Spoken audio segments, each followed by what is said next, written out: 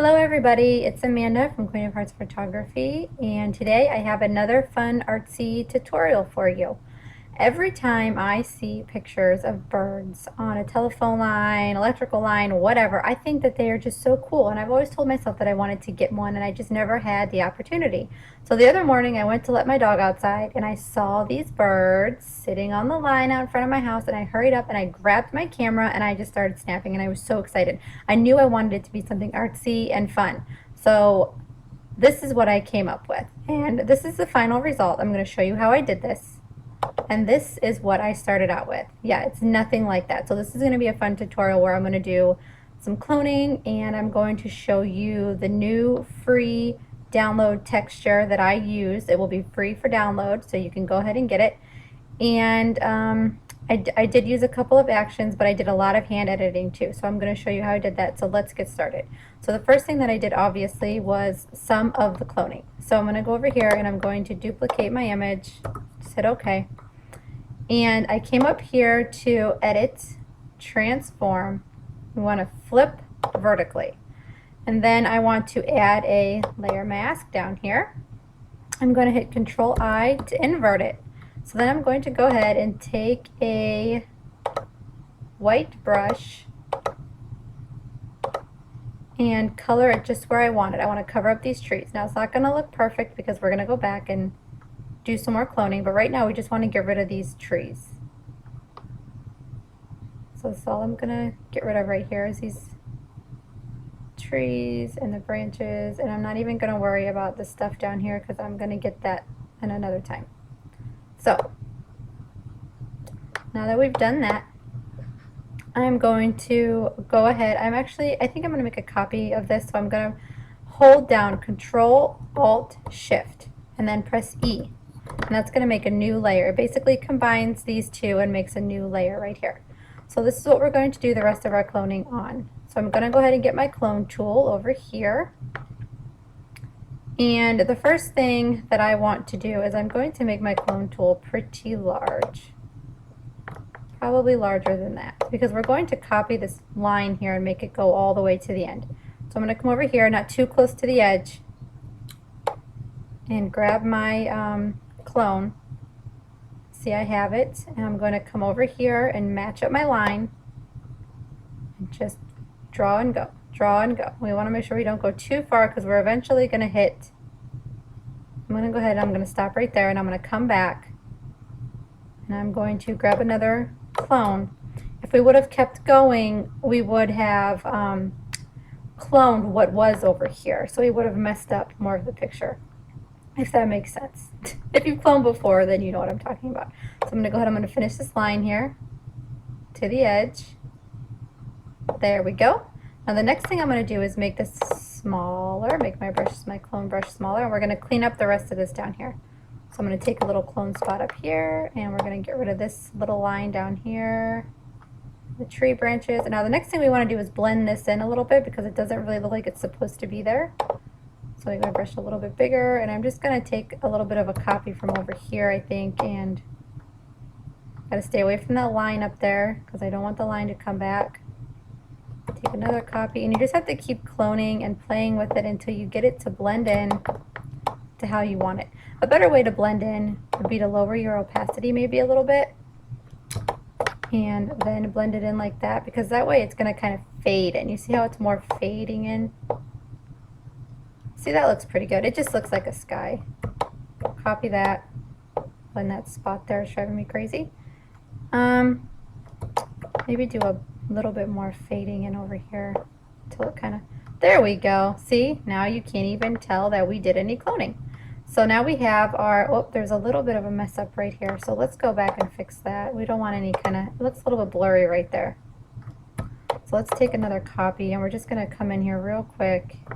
Let's make our brush a little bit bigger, I guess. Oh, that is pretty big, huh? I really don't want that to look like it's been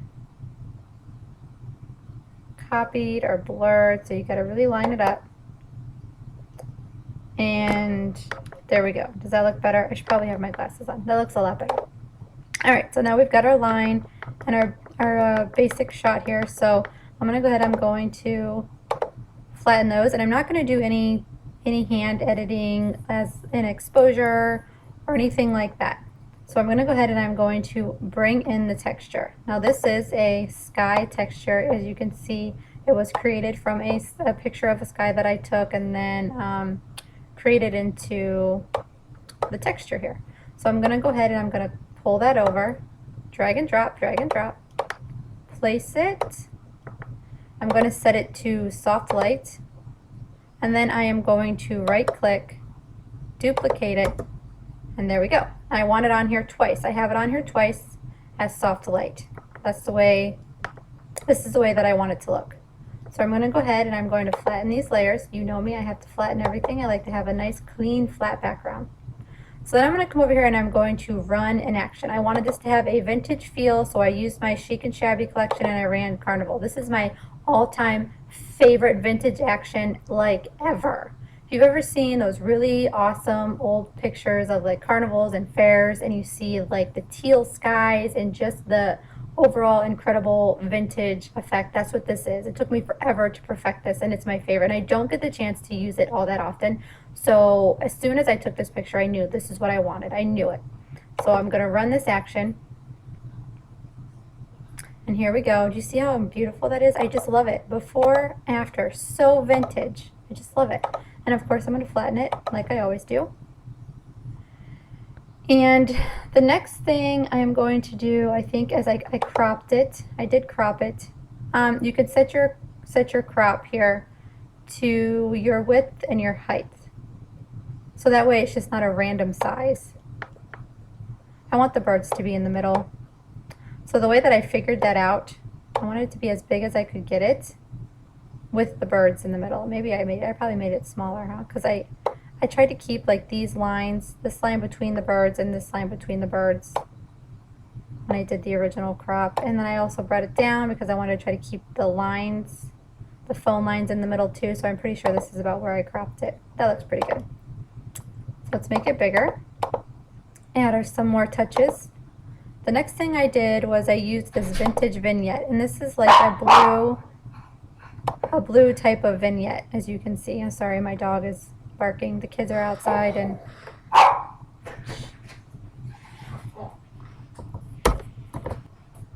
okay, sorry about that. My dog was barking at the kids outside.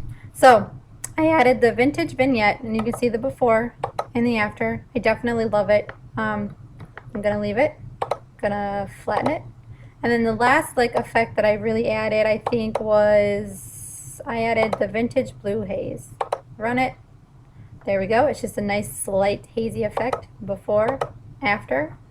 It kind of takes out a little bit of the harshness of the textures and the colors a little bit. So that's why I like it. I think it just gives a nice little hazy effect. And since it's in the sky, it seems like, you know, a legit add, a little bit of a haze. It seems perfect. So we're going to go ahead and merge this. Okay, now the next thing that I did was I sharpened up the birds in the line a little bit. Now I ran my sharpening action from my Back to Basics set, and that's just because this is the way that I sharpen all of my images. You can do whatever sharpening that you want, but this is what I prefer to do. And we want to make this a lot smaller. Heck, we don't need it that big, huh? Alright, so I'm going to sharpen up my birds. Sharpen up my birds. I like this action because it's like a paint on action, so I don't have to sharpen everything. I'm going to sharpen up the line, and yes, I know that around it's getting sharpened. We'll go back and fix that up just a little bit.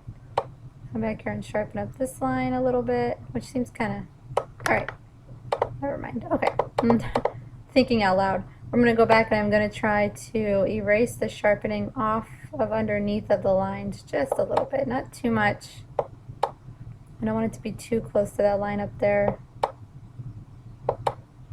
And personally for me, you can't really tell where I've sharpened above the lines, but you can where it's a little bit darker up here, I guess. So I go between the birds, under the line, between the birds, under the line,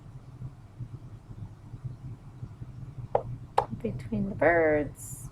I know this is time consuming here. All right, so now we have that. And this was before the action, after the action, just brings them out, makes them pop a little bit more. Makes them look more like they were drawn into this, which is why I love this sharpening effect. Since I cropped the image before I sharpened, it makes the sharpening look a little bit more intense. So it makes it kind of look like this was the birds were drawn on, which I love. So I'm going to go ahead, I'm going to merge this.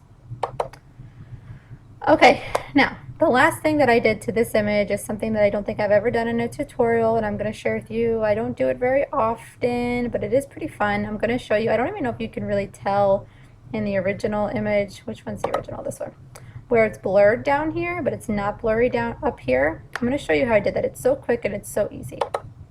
So you want to duplicate your image. So right click, duplicate, hit OK. You want to add a Gaussian blur. So go up to Filter, Blur, Gaussian blur.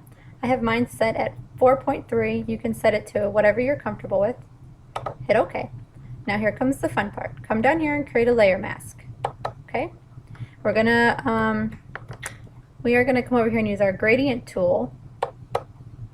So go to your gradient tool. If you don't see your gradient tool, you might have your paint bucket up, so you just have to go over and change it to your gradient tool.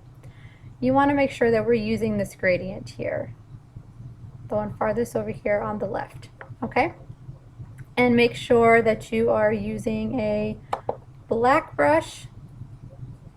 And I think I'm going to grab right above my subject here, and I'm going to pull down. And there you go.